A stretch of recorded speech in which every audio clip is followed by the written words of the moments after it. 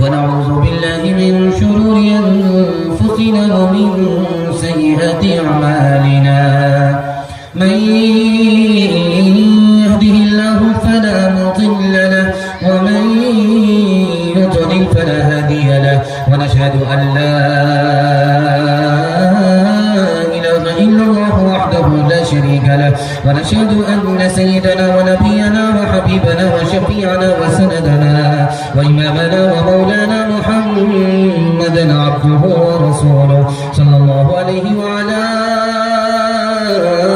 آله وصحبه وبارك وسلم تسليما كثيرا كثيرا.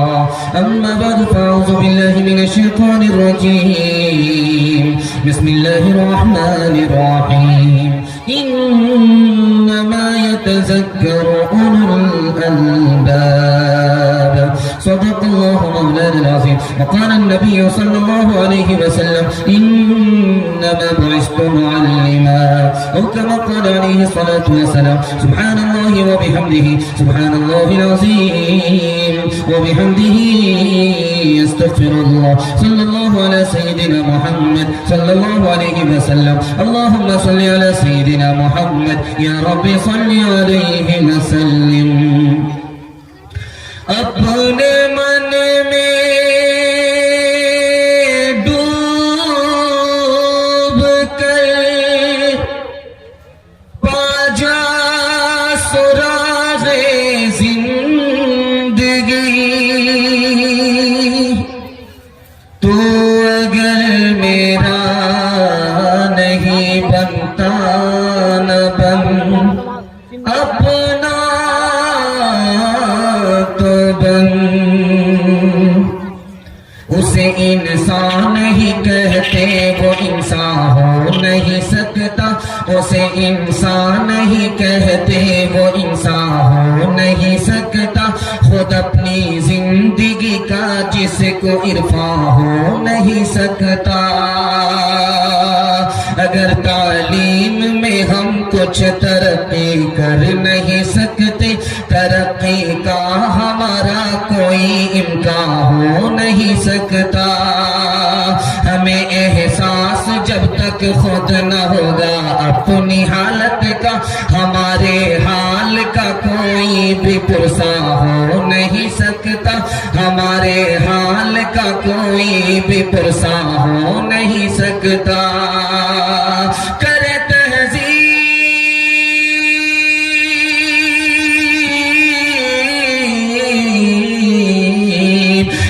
تہذیب سے آراستہ ہم اپنی نسلوں کو، شکیل سے زیادہ کوئی احسان ہو نہیں سکتا.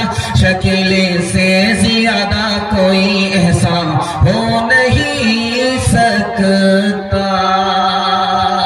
بہت خوبصورت جلسہ رات سے چل رہا ہے اور ختم ہونے کے انتظار میں بیٹھا ہوا ہے.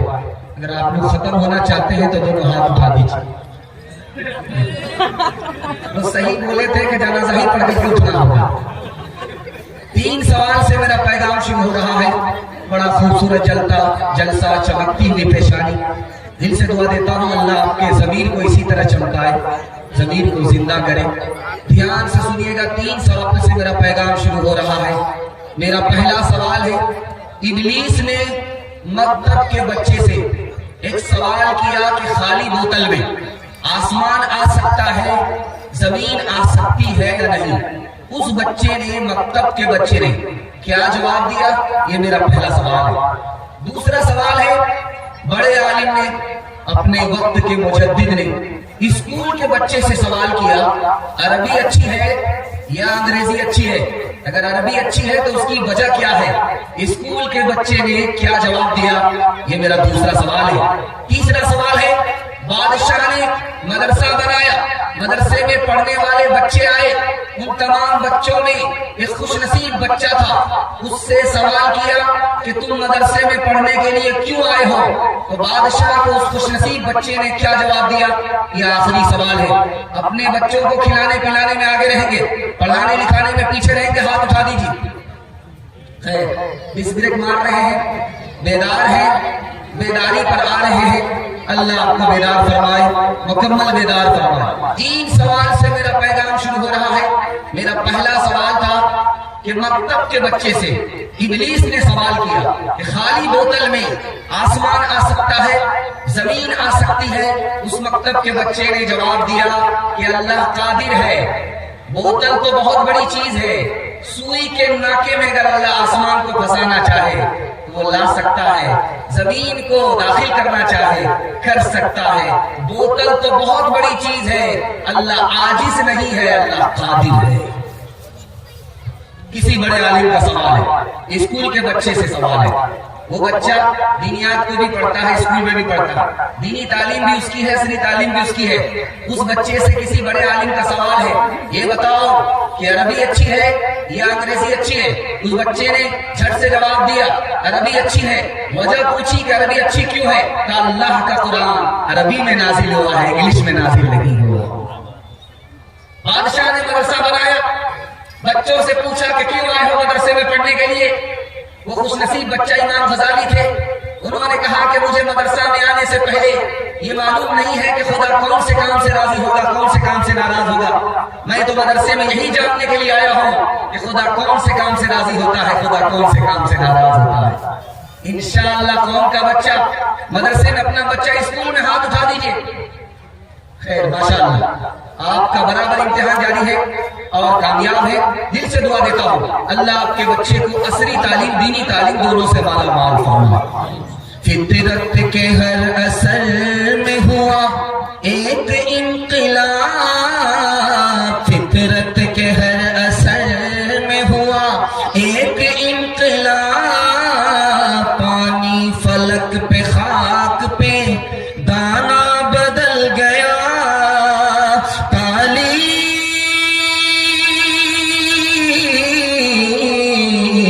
تعلیم مذہبی کا خلاصہ یہی تو ہے، سب مل گیا اسے جسے اللہ مل گیا، سب مل گیا اسے جسے اللہ مل گیا۔ کھاتا کھل رہا ہے، 3 منٹ میں پیغام گزر جائے گا۔ تعلیمی بیداری کانفرنس ہے، اس کے حوالے سے خوبصورت پیغام آپ کی خدمت میں آ رہا ہے۔ اللہ میرے مطالعے کو تازہ فرمائے، آپ کے علم میں اضافہ فرمائے۔ دھیان سے سنیے گا، حضرت عمر کی مجلس ہے، سوال ہوا کہ جاہل کس کو کہتے ہیں، مہا جاہل کس کو کہتے ہیں؟ ایک بندہ کھڑا ہوا کہ حضور جاہل تو جانتا ہوں، مہا جاہل نہیں جانتا۔ ٹھیک ہے، جاہل ہی بتا دیں۔ ہم آپ یہ خیال کرتے ہیں کہ جاہل وہ ہے جس کو دنیا سے مطلب ہے، 1 نمبر کا دنیا دار ہے، ہنر کے ذریعے سے زیادہ پیسہ کما رہا ہے، وہ جاہل نہیں ہے۔ جو سب سے زیادہ غریب ہے، جس کو دنیا نہیں ملی، وہی سب سے بڑا جاہل ہے، ایسا نہیں ہے۔ سوال پوچھا حضرت عمر نے کہ جاہل کس کو کہتے ہیں، مہا جاہل کس کو کہتے ہیں؟ تو جواب دیا گیا، قیس نام کے شاگرد کی طرف سے جواب دیا گیا کہ جاہل اس کو کہتے ہیں جو اپنی دنیا بنائے، اپنی آخرت برباد کرے، اس کو جاہل کہتے ہیں۔ واہ بیٹا، مہا جاہل بتاؤ جو تمام جاہلوں کا باپ ہے، وہ کون ہے؟ تو جواب دیا کہ مجھے معلوم نہیں۔ کہا جو دوسرے کی دنیا بنائے، اپنی آخرت برباد کرے، یہ مہا جاہل ہے۔ دوسرے کو تو دنیا مل جائے گی، اس کی آخرت برباد ہو جائے۔ قاضی مجاہد الاسلام صاحب رحمۃ اللہ علیہ اللہ کو پیارے ہو گئے، دعا کیجئے اللہ ان کی قبر کو نور سے بھر دے۔ انہوں نے کہا کہ قوم کا بچہ جس کو علی عثمان معلوم نہیں، وہ کچھ نہیں بن سکتا۔ قوم کا بچہ اگر اس کے پاس علم نہیں ہے، ہنر نہیں ہے، وہ قوم کے لیے بوجھ ہے، قوم کا بوجھ اٹھا نہیں سکتا۔ مولانا علی ندوی رحمۃ اللہ علیہ کے لیے دعا کیجیے، اللہ ان کی قبر کو نور سے بھر دے۔ وہ کہتے ہیں کہ ایک بچہ مر جاتا ہے تو ماں باپ افسوس کرتے ہیں کہ کاش کے جوان ہوتا، میں اس کی شادی کو دیکھتا، یہ جوان ہوتا، میں اس کی ڈولی دیکھتا، یہ جوان ہوتا، میں اس کی شادی کو دیکھتا، میں اس کی شادی کے مجلس میں شریک ہوتا۔ بچہ مر گیا، باپ آنسو بہا رہا ہے۔ مولانا علی ندوی رحمۃ اللہ علیہ فرماتے ہیں جو بچہ جوان ہو کر کے جاہل رہتا، اس سے اچھا ہے کہ اس کا مرنا زندہ رہنے سے بہتر ہے۔ کیونکہ جاہل رہنا زندہ رہنا، جاہل رہنا زندہ رہنا، جاہل رہنا دھرتی کا بوجھ بن کر کے رہنا، اس سے بہتر ہے کہ وہ آدمی مر جائے تاکہ دھرتی کا بوجھ دھرتی سے ہلکا ہو جائے۔ تیسری مثال لے کر کے آ رہا ہوں، دھیان سے اس کو سنیے گا۔ باپ نے بیٹے کو نصیحت کیا، بیٹا تم کو علم کیسے ملے گا، تم نیک راستے پر کیسے چلو گے، اس عالم کا عیب مت ڈھونڈنا، اس عالم کا کیڑا مت نکالنا، اس عالم کا عیب مت ڈھونڈنا، اس عالم کا کیڑا مت نکالنا، تم کو ہی نقصان ہوگا، عالم کو نقصان نہیں ہوگا۔ سب سے پہلا نقصان یہ ہوگا کہ تم گمراہ ہو جاؤ گے، دوسرا نقصان یہ ہوگا کہ تم علم سے محروم ہو جاؤ۔ عربی باپ نے اپنے بیٹے سے کہا ہے کہ بیٹا علم ہنر کتنی بڑی دولت ہے، جب مرنے کے بعد خدا کے سامنے کھڑے ہو جاؤ گے تو اللہ یہ نہیں پوچھے گا کہ تمہارا پیدر کون تھا، تمہارا باپ کون تھا، تم کس کے پسر ہو، کس کے لڑکا ہو، یہ نہیں پوچھا جائے گا۔ جب خدا کے سامنے کھڑے ہوگے تو اللہ پوچھے گا علم کیا ہے، ہنر کیا ہے۔ اکبر الہ آبادی کا آپ نے نام سنا ہے، شادی کے موقع سے اپنے جوان بیٹے کو کھلونا دیا، کھلونا دیا۔ اب سارے لوگ سر پکڑ کر کے بیٹھ گئے، جوان بیٹے کو کھلونا دیا جاتا ہے، بچے کو کھلونا دیا جاتا ہے۔ تو اکبر الہ آبادی مرحوم نے کہا کہ دیکھو بچپن میں اس نے مجھ سے خواہش کی تھی کہ مجھ کو کھلونا دو، میری جیب میں پیسہ نہیں تھا، میں اس کے لیے کھلونا نہیں لا سکا، تو یہ مجھے ایک ہفتے تک نہ سلام کرتا رہا نہ میری بات کا جواب دیتا رہا۔ جب یہ جوان ہوا، شادی کا موقع ہے، تو میں نے سوچا کہ جس بچپن میں کھلونا کی فرمائش کیا تھا وہ کھلونا اس کو لا کر کے دے دیتا، اور کہا اپنے بیٹے سے کہ بیٹا تو نے بچپن میں خواہش کی تھی، فرمائش کی تھی، تمنا کی تھی، جب اس تمنا کو جوانی میں تمہارے سامنے کھول رہا ہوں کھلونے کی شکل میں تو تم شرمندہ ہو رہے ہو۔ بیٹا جوانی میں کوئی ایسی تمنا مت کرنا کہ آخرت میں جب اسے کھولا جائے تو بہت شرمندہ ہو جائے۔ ایک مثال پر پیغام ختم کر رہا ہوں۔ آپ دیکھیں گے عورتوں کی عادت ہوتی ہے جس کا بچہ جتنا کالا ہوتا ہے اس کو اتنا زیادہ صابن لگاتا ہے، 72 بار صابن لگاتا ہے کہ کسی طرح میرا کالا بیٹا گورا ہو جائے، لیکن وہ صابن تو کالا ہو جاتا ہے لیکن وہ کالا گورا نہیں ہوتا۔ ماں کی محبت ہے، وہی کالا اس کو چاند کی طرح معلوم ہوتا۔ ماں نے اپنے کالے بیٹے کو بٹھایا قریب میں، کہا کہ بیٹا یاد رکھو تم کو کوئی عزت نہیں دے گا، کوئی اپنی مجلس میں نہیں بٹھائے گا، اس لیے کہ تم کالے کلوٹے ہو، بدصورت ہو۔ بیٹا ایک کام کر لو، تم کو لوگ ہتھیلی پر اٹھائیں گے، سر پر بٹھائیں گے۔ تو ماں سے بیٹے نے کہا ماں بتاؤ کون سا کام کرنا ہوگا؟ بیٹا رات دن ایک کر کے علم حاصل کر لو، تمہارے عیب کو اللہ ہنر میں تبدیل کر دے گا، ذلت سے اٹھائے گا، عزت کی چوٹی پر پہنچائے گا۔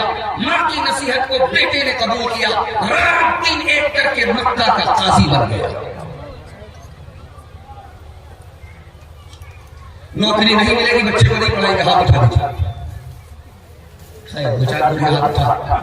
میرے بچے تیرے انجام سے جی ڈرتا ہے، تیری دشمن ہی نہ ثابت ہو جوانی تیری، کانپ جاتی ہے جسے سوچ کے ممتا میری، کسی برے انجام کو پہنچے نہ کہانی تیری، تیرے بچپن کو جوانی کی دعا دیتی ہوں، اور دعا دے کہ پریشان سی ہو جاتی ہوں۔ میرے معصوم فرشتے تو ابھی کیا جانے، تجھ کو کس کس کے گناہوں کی سزا ملنی ہے، دین اور دھرم کے مارے ہوئے انسان کی جو نظر ملنی ہے، تجھ کو بھی خفا ملنی ہے، تیرے بچپن کو جوانی کی دعا دیتی ہوں، اور دعا دے کے پریشان سی ہو جاتی ہوں۔ 40% بچے ماں باپ کی نافرمانی سے نافرمان ہوتے ہیں، قصور ماں باپ کا ہوتا ہے، سزا بچے کو ملتی ہے۔ دھیان سے سنیے گا، کام آئے گا۔ بچہ آپ کا بے شرم ہو گیا ماں باپ کی وجہ سے. جب ماں باپ بچے کو بات بات پر ماریں گے، ڈانٹیں گے کم، بات بات پر ماریں گے تو بچہ بے شرم ہوگا. بے شرم بنانے کا ذمہ دار کوئی اور نہیں ہوگا، بچے کا باپ. دوسری بات یاد رکھیے، بچہ آپ کا نافرمان ہو گیا. جانتے ہیں نافرمان کیسے ہوا؟ ہم آپ نے اپنے بچے کو نافرمان بنایا. بچہ گھر میں موجود تھا، میاں بیوی کا جھگڑا چل رہا، جھگڑا رکنے کا نام ہی نہیں لے رہا. بچہ دیکھ رہا ہے ماں باپ ماں سے، باپ کا جھگڑا ماں سے ہو رہا ہے، ماں کا جھگڑا باپ سے ہو رہا ہے. بچہ دیکھ رہا ہے. اب بچے کے دماغ میں کیا چل رہا ہے کہ اس نے باپ کو بھی نگاہ سے گرا دیا، ماں کو بھی نگاہ سے گرا دیا. جوانی میں قدر نہیں، بڑھاپے میں عزت نہیں. ذمہ دار ہے بچہ. گھر میں تھا، آپ کو جھگڑا نہیں کرنا چاہیے. تیسری غلطی دیکھیے، ہمارا بچہ ایک نمبر کا فلم باز، اس کے ذمہ دار بھی ہم خود ہیں. جانتے ہیں کیوں؟ ہم موبائل چلاتے رہتے بچہ دیکھتا رہتا ہے، ہم موبائل چلاتے رہتے بچہ دیکھتا رہتا ہے. اب جیسے ہی اس کو فرصت ملی، باپ ڈرائیور بیٹا کھلاسی گاڑی کا نمبر 706. اب وہ پکڑا فرصت، اس کو موبائل کو پکڑا تو چھوڑنے کا نام ہی نہیں لے رہا. ہمیں تو چلانا نہیں آتا، وہ ایک نمبر کا ماسٹر ہے. اس کا دماغ صاف نہیں، اس کا دل پاک نہیں، وائرس گھس گیا. تو اگر ہم نے نافرمان بنایا تو وہ نافرمانی کا ذمہ دار وہ خود بچہ نہیں ہے، ہم خود ہے. بچہ جب گھر میں رہے تو ہم کو موبائل نہیں دیکھنا چاہیے. اسی طرح تیسری بات دکھانے کے لیے جا رہا ہوں، ہماری عورتیں، ہمارے گھر کی لڑکی غیر مسلم کو لے کر کے بھاگ رہی ہے. پہلے یہ ہوتا تھا کہ مسلمان لڑکا بھاگتا تھا، اب یہ نہیں. غیر مسلم لڑکا مسلمان لڑکی کو لے کر کے بھاگتا تھا، اب یہ بھی نہیں. اب یہ ہو رہا ہے کہ مسلمان لڑکی غیر مسلم لڑکے کو لے کر کے بھاگ رہی ہے.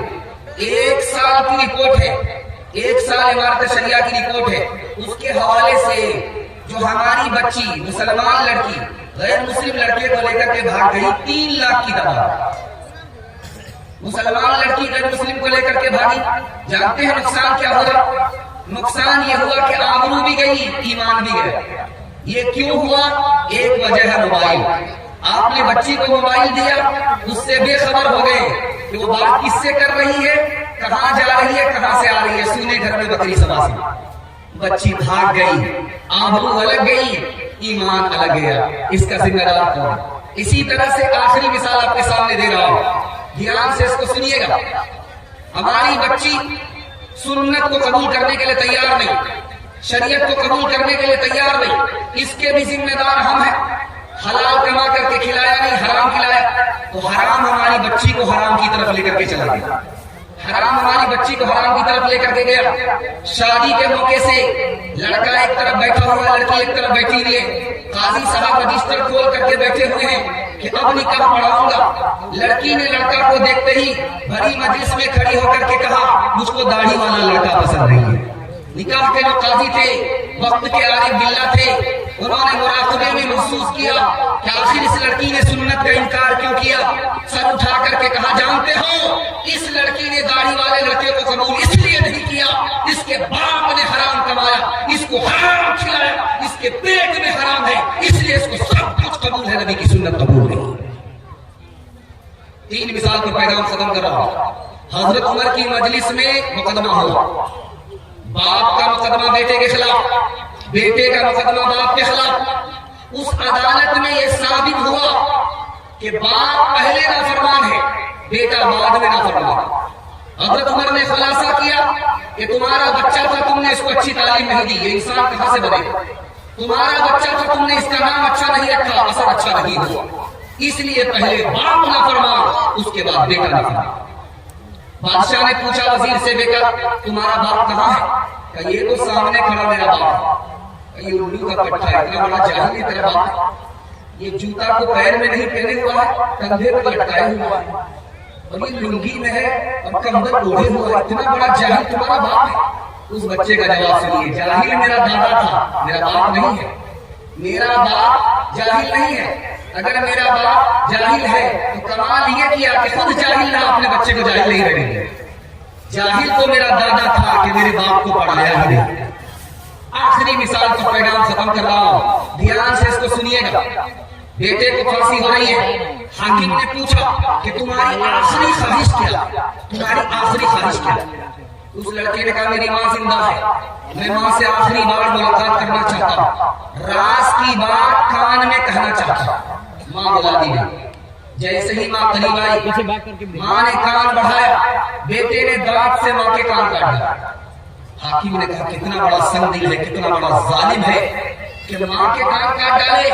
उस लड़के ने हाकिम से कहा कि ओ हाकिम, तुम्हें पता नहीं है, जिस वक्त मैं चोरी करके लाता था यही माँ मेरी पीठ ठोकती थी, इसी ने मुझे चोर बनाया, इसी ने मुझे डकैत बनाया। अगर ये कान के नीचे एक तमाचा लगा देती तो मेरी चोरी छूट जाती, मेरी डकैती छूट जाती। आज मैं चोर बना तो माँ की वजह से, और फांसी पर चढ़ने वाला हूं तो इसी माँ की वजह से।